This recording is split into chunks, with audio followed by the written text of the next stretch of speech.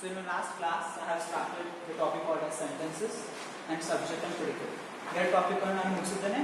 Subject ಮತ್ತು sentences ಮತ್ತು subject and predicate. Okay. So in this class, I am going to start the third chapter of the English grammar. Chapter 3 is phrases and clauses.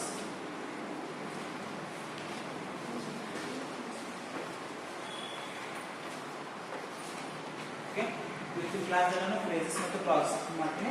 ಈಗ ನೋಡಿ, ಮೊದಲು ನಾನು explanation ಮಾಡ್ತೀನಿ, ಬರ್ಕೊಂಡು ಬೇಡ್ರಿ, ಏನು ಬರೀಬೇಡ್ರಿ, ನಾನು ಎಲ್ಲ ಎಕ್ಸ್ಪ್ಲೇನ್ ಮಾಡ್ತೀನಿ, ಲಾಸ್ಟಿಗೆ ನಾನು ನಿಮಗೆ ಬರ್ಸ್ತೀನಿ.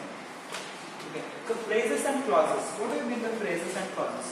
ನೀವು ಕೇಳಿರ್ಬೋದು, ಭಾಳಷ್ಟು ಇಂಗ್ಲೀಷ್ ಒಳಗೆ ನೀವು ಫ್ರೇಸಸ್ ಯೂಸ್ ಮಾಡ್ತೀರಾ, ಸಿಂಪಲ್ ಇದು ಡೈರೆಕ್ಟ್ ಫ್ರೇಸ್ ಇದೆ ಅಂತ, ಬಟ್ ಅದು ರಿಯಲ್ ಮೀನಿಂಗ್ ನಿಮಗೆ ಮೇ ಬಿ ಗೊತ್ತಿರಲಿಲ್ಲ. ಸೊ ಫ್ರೇಸ್ ಅಂದ್ರೆ ಏನು? ಆ ಸೆಂಟೆನ್ಸಸ್, ಈಗ ನಾವು ಮಾತಾಡೋ ನಿಮಗೆ ಸೆಂಟೆನ್ಸ್ ಒಳಗೆ ಮಾತಾಡ್ತೀವಿ. Okay, we join the words and we make a sentence and we spread it out. Okay, ಅದನ್ನು ಮಾತಾಡ್ತೀವಿ. ಈಗ ಸೆಂಟೆನ್ಸಸ್ ಒಳಗೆ ಇರ್ತಂದ್ರೆ ಎಲ್ಲ ಸೆಂಟೆನ್ಸಸ್ ಸೆನ್ಸ್ ಮಾಡ್ತವೆ, but there are sentences which make sense but not complete sense. ಅರ್ಥ ಮಾಡ್ತವೆ ಬಟ್ ಪೂರ್ತಿಯಾಗಿ ಅರ್ಥ ಮಾಡ್ತಿಲ್ಲ. ಅದನ್ನು ನಾವೀಗ ಕಲಿಯೋಣ. ಓಕೆ, ಯಾವ ಅರ್ಥ ಮಾಡ್ತವೆ ಅವರು ನಾವು ಫ್ರೇಸಸ್ ಅಂತ ಅಂತೇವಿ, ಯಾವ ಕಂಪ್ಲೀಟ್ ಆಗಿ ಅರ್ಥ ಮಾಡ್ತವೆ ಅದಕ್ಕೆ ಕ್ಲಾಸಸ್ ಅಂತ ಅಂತೀವಿ. For example, sun rises in the east. ಇದು ಒಂದು ಸೆಂಟೆನ್ಸ್ ಇದೆ, ಅರ್ಥ ಮಾಡ್ತಿದೆ. Sun rises in the east ಅಂದ್ರೆ ಈಸ್ಟ್ ಅಂದ್ರೆ ಅದು ಏನು ಹೇಳ್ತಾರೆ, ಉದಯ ಆಗುತ್ತೆ ಸನ್. ಓಕೆ, ಸೂರ್ಯನು ಈಸ್ಟ್ ನಲ್ಲಿ ಉದಯ ಆಗುತ್ತೆ ಅಂತ ನಿಮಗೆ ಗೊತ್ತಿದೆ, ಬಟ್ ಇದು ಸೆಂಟೆನ್ಸ್ ಅರ್ಥ ಮಾಡ್ತಿದೆ, ಪೂರ್ತಿಯಾಗಿ ಅರ್ಥ ಮಾಡೋದಿಲ್ಲ. ಯಾಕಂದ್ರೆ ಪೂರ್ತಿಯಾಗಿ ಅರ್ಥ ಮಾಡ್ಬೇಕಂದ್ರೆ the sun rises in the east direction of earth. ಪೂರ್ತಿಯಾಗಿ ಹೇಳಿ ನಾವು sun rises in the east direction of earth, ಪೂರ್ತಿಯಾಗಿ ಅರ್ಥ ಮಾಡ್ತಿದೆ, ಅದಕ್ಕೆ ನಾವು ಕ್ಲಾಸ್ ಅಂತ ಅಂತೀವಿ. ಸಿಂಪಲ್ ಆಗಿ ಹೇಳ್ತಾ ಇದ್ದೀವಿ. ಓಕೆ, ಏನು ಬೇಸಿಕ್ ಎಕ್ಸಾಂಪಲ್ ಇರ್ತಲ್ಲ ಅದರಿಂದ ಹೇಳ್ತೀವಿ. ಹಾಗೆ the chain is made up, the chain is of gold. Okay, ಒಂದು ಹೊಸ ಚೈನ್ ಗೊತ್ತೀರಾ, the chain is of gold. Sentence ಅರ್ಥ ಮಾಡ್ತಿದೆ, ಚೈನ್ ಇಸ್ ಆಫ್ ಗೋಲ್ಡ್ ಅಂದ್ರೆ ಇದು ಬೆಳ್ಳಿದು ಚೈನ್ ಇದೆ ಅಂತ, ಬಟ್ ಇದು ಕಂಪ್ಲೀಟ್ ಆಗಿ ಅರ್ಥ ಮಾಡುತ್ತಿಲ್ಲ. ಯಾಕಂದ್ರೆ ಕಂಪ್ಲೀಟ್ ಆಗಿ ಯಾವಾಗ ಅರ್ಥ ಮಾಡುತ್ತೆ, the chain is made up of gold. Made up of ಹೊಸದಾಗಿ ಯಾವುದು ವರ್ಡ್ ಬರ್ತಿದೆ ಒಳಗೆ. ಓಕೆ, ಇದು ಕಂಪ್ಲೀಟ್ ಆಗಿ ಅರ್ಥ ಮಾಡ್ತಿದೆ, ಅದಕ್ಕೆ ಕ್ಲಾಸಸ್ ಅಂತ. ಈಗ ಭಾಳ ಇಂಗ್ಲೀಷ್ ಬಹಳಷ್ಟು ಡೈರೆಕ್ಟ್ ಫ್ರೇಸಸ್ಗಳು ಬರ್ತಾವೆ, ಅವು ನಿಮಗೆ ಅಷ್ಟು ಅರ್ಥ ಆಗುತ್ತಿಲ್ಲ, ಬಟ್ ಅಲ್ಲಿ ಯಾವ ಸಿಚುವೇಶನ್ ಒಳಗೆ ಯೂಸ್ ಮಾಡ್ಬೇಕಂತ ನಾನು ನಿಮಗೆ ಹೇಳ್ತೀನಿ, ಅಲ್ಲಿ ಯೂಸ್ ಮಾಡಿ. ಓಕೆ, ಭಾಳ ಜನ ಫಾರ್ ಎಕ್ಸಾಂಪಲ್ ಈಗ ಸ್ಪೋಕನ್ ಇಂಗ್ಲೀಷ್ ಒಳಗೆ ಡೈಲಾಗ್ಸ್ ನಿಮಗೆ ಬಳಸ್ತಿರ್ತೀವಿ ಕಮ್ಯುನಿಕೇಶನ್ಸ್ ಒಳಗೆ, ಅದ್ರೊಳಗೆ ನೋಡಬೇಕು ಫ್ರೇಸ್ ಇರ್ತಾವೆ, ಅವು ಕಂಪ್ಲೀಟ್ ಆಗಿ ಅರ್ಥ ಮಾಡೋದಿಲ್ಲ. ಇವುದರಿಂದ ನಾನು ನಿಮಗೆ ಎಕ್ಸಾಂಪಲ್ ಕೊಟ್ಟು ಸ್ವಲ್ಪ ಅರ್ಥ ಮಾಡ್ತಾವೆ, ಜಲ್ದಿ ತಿಳ್ತಾವೆ, ಬಟ್ ಎಲ್ಲಿ ಕೂಡ ಸೆಂಟೆನ್ಸ್ ಇವೆ ಅವು ಅರ್ಥನೇ ಮಾಡೋದಿಲ್ಲ. ಅಂದ್ರೆ ನಾವು ಮಾತಾಡೋದು ಬೇರೆದು, ಅದು ಅರ್ಥ ಇರೋದೇ ಬೇರೆ. ಓಕೆ, ಸೊ ಅದನ್ನ ನಾವು ಫ್ರೇಸಸ್ ಅಂತ ಅಂತೀವಿ. ಈಗ ನಾನು ನಿಮಗೆ ಫ್ರೇಸಸ್ ಕ್ಲಾಸ್ ನಿಮಗೆ ಅರ್ಥ ತಿಳಿದಿಲ್ಲ. ಓಕೆ, ಫ್ರೇಸಸ್ ಅಂದ್ರೆ ಏನು? The sentences which make sense are called phrases. Okay, the sentences which make complete sense are called classes. ತಿಳಿದು? ಈಗ ನಾನು ನಿಮಗೆ ನೆಕ್ಸ್ಟ್ ಟಾಪಿಕ್ ಹೋಗ್ತೀನಿ, ಇದರಲ್ಲಿ ನಾನು ನಿಮಗೆ ನೋಟ್ಸ್ ಕೊಡ್ತೀನಿ. Okay, end of the topic explain ಮಾಡಿದಾಗ ನಿಮಗೆ ನೋಟ್ಸ್ ಕೊಡ್ತೀನಿ ನಾನು. ಈಗ ನಾನು ನಿಮಗೆ ಬರೀ ಎಕ್ಸ್ಪ್ಲೇಷನ್ ಮಾಡ್ತೀನಿ. ಇನ್ chapter 4 that is parts of speech. ಇದು ಕೂಡ ಒಂದು ಇಂಪಾರ್ಟೆಂಟ್ ಟಾಪಿಕ್ ಇದೆ, parts of speech. Okay, parts of speech. ಈಗ ನೋಡಿ, parts of speech ಅಂದ್ರೆ ಏನು? So usually when we speak in a sentence. Okay, we speak in a sentence, we say something, it has a different types of words. Okay, we speak, it have a different types of words. For example, Azam is sitting in a class. I'm saying the sentence. Okay, in this sentence, I have different types of words like Azam sitting in a class. See, it's a big sentence. We have different words in this sentence. So usually in English, every single word is categorized as a part of speech. Okay, so the sentence which I have just spoken, it is a speech. Okay, and I'm going to divide this sentence in a different parts. Okay, different part. Idu one word ide, idu ಏನಂತಾರೆ, part of speech ಇದೆ. ಇದು word ಇದೆ, ಇದು part of speech ಇದೆ ಅಂತ. Okay, total ಆಗಿ 8 parts of speech ಇದೆ. Okay, there are 8 types of parts of speech. 8 types of parts of speech. 8 ತರದ ಪಾರ್ಟ್ಸ್ ಆಫ್ ಸ್ಪೀಚ್ ಇದೆ. ಆಗ ಯಾವ್ಯಾವ? They are noun, adjectives, pronoun, verb, adverb ಅಥವಾ preposition. Consumption,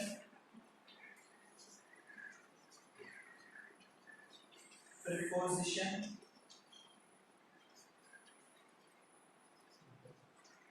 intersection.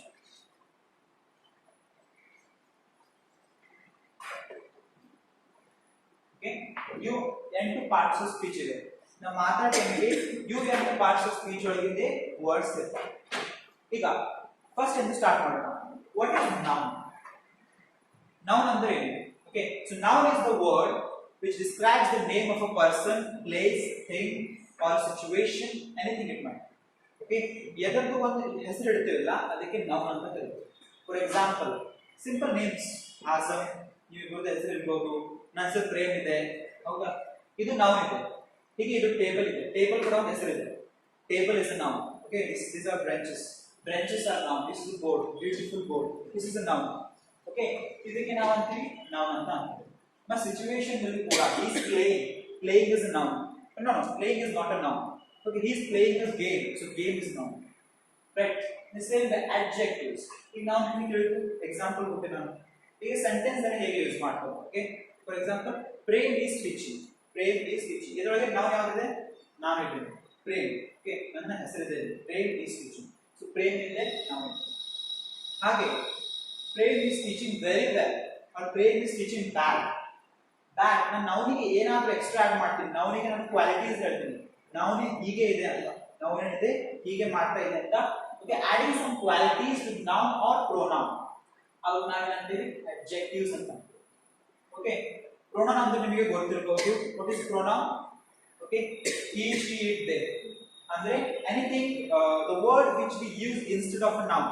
ನೌನಿಗೆ replace ಮಾಡಿ, ಯಾಕಂದ್ರೆ ನೋಡಿ ಎಲ್ಲ ಸೆಂಟೆನ್ಸ್ ಇದೆ ನಮಗೆ ನೌನಿ ಯೂಸ್ ಮಾಡಕ್ಕೆ ಬರಲ್ಲ. Okay, now for example Mahi is sitting in a class. Now Mahi will go, now Mahi will come. ಇಷ್ಟೆಲ್ಲ use ಮಾಡಕ್ಕಿಂತ Mahi is sitting in a class, now he will go and he will come. ಇದು simple ಆಗಿ ನಾವು he ಅಂತ use ಮಾಡಿದ್ವಿ, ಇದೊಂದು pronoun ಇದೆ. Okay, he ಅಂತ use ಮಾಡಿದ್ವಿ. ಸೊ ಮೇಕಿಂಗ್ ಸೆಂಟೆನ್ಸ್ ಸಿಂಪಲ್ ಆಗಿ ಮಾಡಬೇಕಂತ ನಾವು ಪ್ರೊನೌನ್ಸ್ ಯೂಸ್ ಮಾಡ್ತೀವಿ. ಓಕೆ, ಅದಕ್ಕೆ ಅಂತಾರೆ ಪ್ರೊನೌನ್ ಅಂತ ಅಂತಾರೆ. ಅದು ಪ್ರೊನೌನ್ ಬರೀ ಹ್ಯೂಮನ್ಸ್ ಅಲ್ಲ, ಥಿಂಗ್ಸ್ ಇರಬಹುದು, ಎದಕ್ಕೂ ಕೂಡ ಪ್ರೊನೌನ್ಸ್ ಆಡ್ ಆಗ್ತವೆ.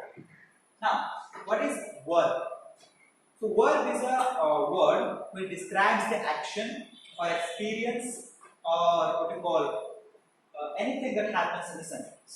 Okay, one sentence ಇದರೊಳಗೆ ಏನು ಕ್ರಿಯೆ ನಡೆದಿದೆ, ಏನು ಕೆಲಸ ಮಾಡ್ತಾ ಇಲ್ಲ, ಅದಕ್ಕೆ ನಾವು verb ಅಂತ ಅಂತೀವಿ. For example Prem is teaching, ಇದರೊಳಗೆ ಕೆಲಸ ಏನಾಗ್ತಿದೆ? ಏನಾಗ್ತಿದೆ? Teaching. Okay, teaching is a verb. Okay, awesome is writing, ಇದು ಕೆಲಸ ಏನಾಗ್ತಿದೆ? ಬರೆಯೋದು, writing. Okay, so words are such word, the verb are such words which are performing some actions in a sentence, right? ಏನು doubt ಇದೆ?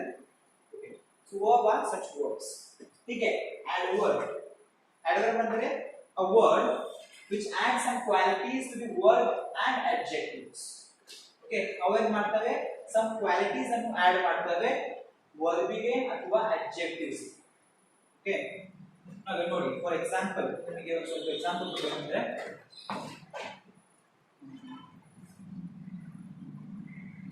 so he worked the sum quickly. Okay, he worked the sum quickly. Not the example. He worked the sum quickly.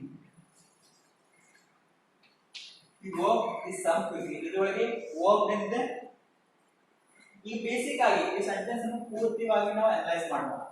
ಹೀಗಿದೆ pronoun ಇದೆ, ಹೌದಲ್ಲ? Pronoun ಇದೆ, ಯಾಕಂದ್ರೆ he ಅಂದ್ರೆ ಯಾರು ಹೆಸರು ಜೊತೆಗೆ ನಾವು he ಅಂತ ಹೇಳ್ತೀವಿ. he is a pronoun. the same work, ಕೆಲಸ ಆಗ್ತಿದೆ, ಕೆಲಸ ಏನಿದೆ? what is work? ಕೆಲಸ ಆಗ್ತಿದೆ, ಏನಂದ್ರೆ ವರ್ಕ್ ಅಂತ ಏನಂತೀವಿ? ವರ್ಕ್ ಅಂದ್ರೆ ಯಾವುದು? ವರ್ಕ್, ಕೆಲಸ ಆಗ್ತಿದೆ ಅಲ್ಲ, ವರ್ಕ್ ಆಗ್ತಿದೆ. Adding something to the adverb is called, adding something to the verb is called adverb. ಈಗ ಕೆಲಸ ಆಗ್ತಿರೋದಕ್ಕೆ verb ಅಂತ ಅಂತೀವಿ.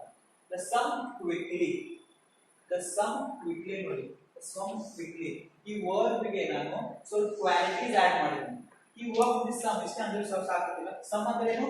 ಒಂದು ಪ್ರಾಬ್ಲಮ್ ಸಾಲ್ವ್ ಮಾಡ್ತಿದ್ದಾನೆ.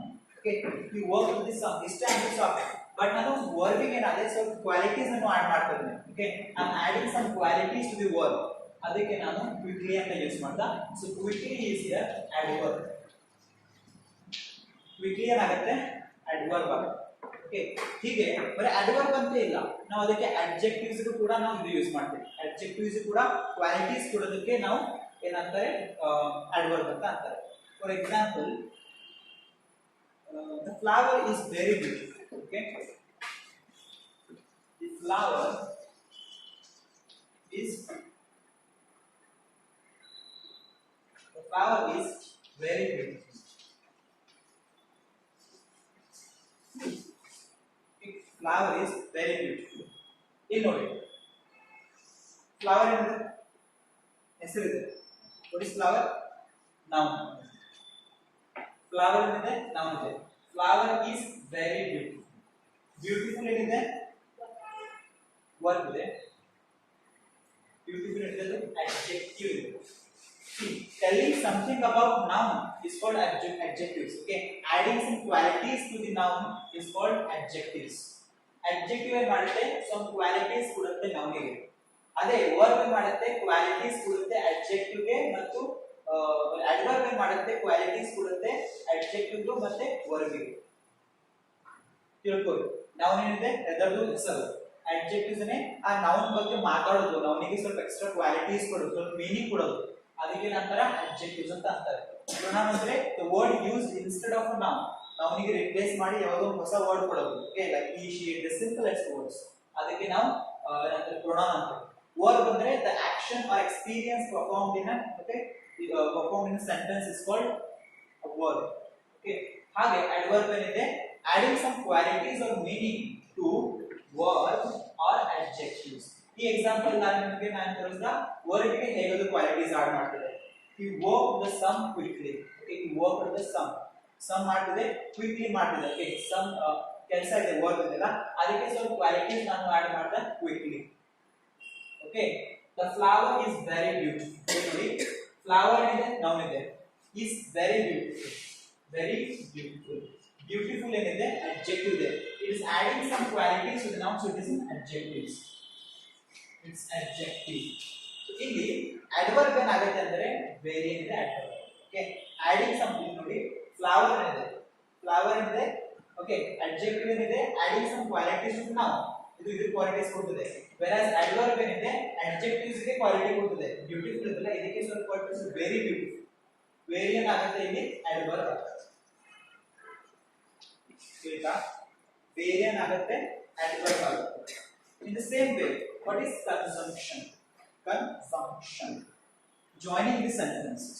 ಯಾವುದೋ ಒಂದು ಸೆಂಟೆನ್ಸ್ ಇರುತ್ತಲ್ಲ ಅದಕ್ಕೆ ಜಾಯಿನ್ ಮಾಡಿ ಮಾಡೋದಕ್ಕೆ ನಂತರ conjunction ಅಂತ ಅಂತಾರೆ. For example, we have Rama and Hari are cousins. okay, 2 and 2 makes 4. I ran fast but missed the train. okay, Rama and Hari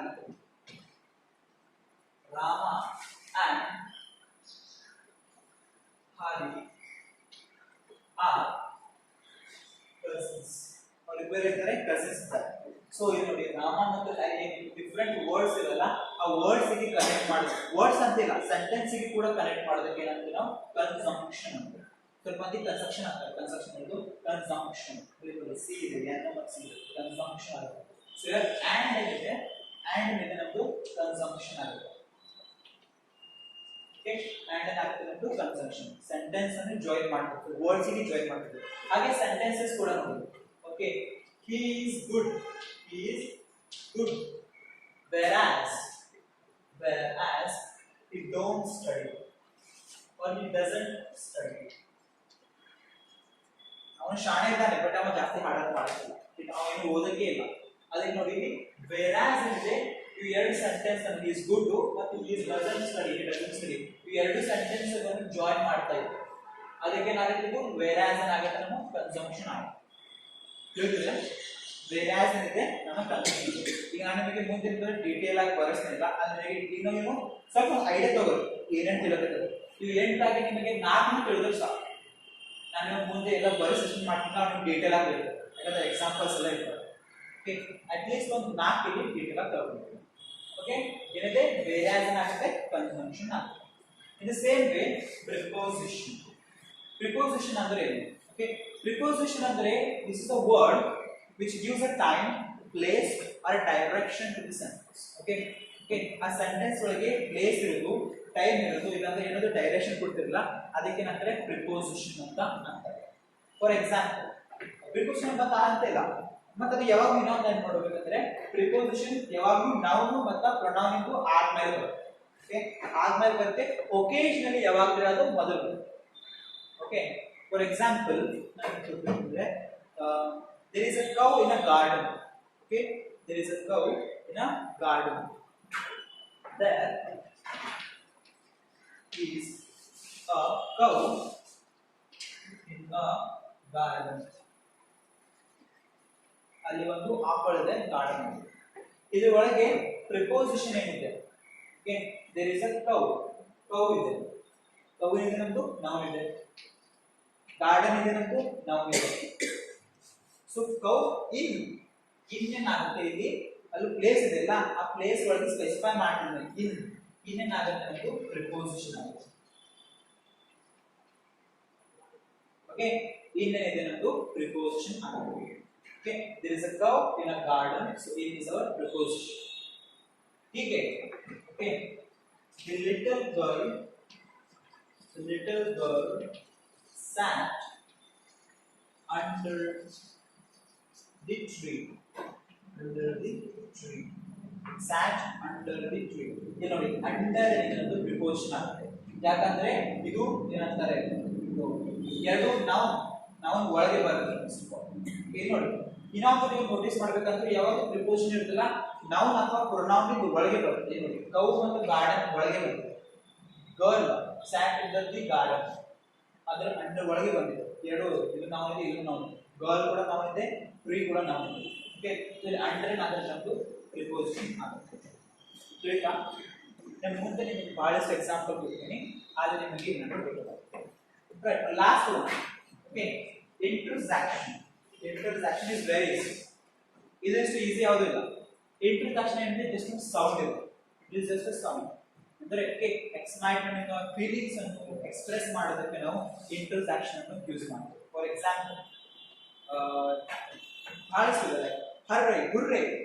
C beautiful word, hurray, we have won the game. ನಾವು ಆಟವನ್ನು ಗೆದ್ದಿದ್ದೇವೆ. ಈಗ ಮುಂದೆ ಅಂತ starting ಒಳಗೆ ಅಂತಾರೆ hurray ಅಂತ sound ಮಾಡ್ತಿರಲಿಲ್ಲ, excitement ಅಲ್ಲಿ ಏನು ನಿಮ್ಮ ಏನಂತಾರೆ ಡಿಲೈಟ್ಫುಲ್ ಅನ್ನು ಎಕ್ಸ್ಪ್ರೆಸ್ ಮಾಡ್ತಿರ್ತಾರೆ. Hurray, hurray is sound. ಒಂದು ಸೆಂಟೆನ್ಸಿನ ಮೊದಲು ಬರ್ತಿದೆ, ಅದನ್ನಾಗುತ್ತೆ ಇಂಟ್ರೊಡಕ್ಷನ್ ಇದೆ. ಹೀಗೆ alas, she is dead. Alas is a sad song. ಆಕಿ ಸತ್ ಹೋಗಿದ್ದಾಳೆ, ಯಾರು ಸತ್ ಹೋದ್ಮೇಲೆ ಖುಷಿ ಆಗಲಿಲ್ಲ, ಹುರ್ರೇ ಶಿ ಇಸ್ ಡೆಡ್ ಅಂತ ಅನ್ನಿ. ಆಫ್ ಕೋರ್ಸ್ ಅವರು ಎನಿಮಿ ಇದ್ದರು, ಫೋ ಇದ್ದರು ಅಂತಾರೆ, but here alas is a sad song. Okay, she is dead, alas. Okay, ಹೀಗೆ ನಾವು 8 ಸೆಂಟೆನ್ಸಸ್ ಇವೆ. ನಾನು ನಿಮಗೆ ಇದ್ರ ಬಗ್ಗೆ ಡೀಟೇಲ್ ಆಗಿ ಈಗ ಬರ್ಸ್ತೇನೆ. ಬುಕ್ಸ್ ತೆಗೆಯಿಲ್ಲ.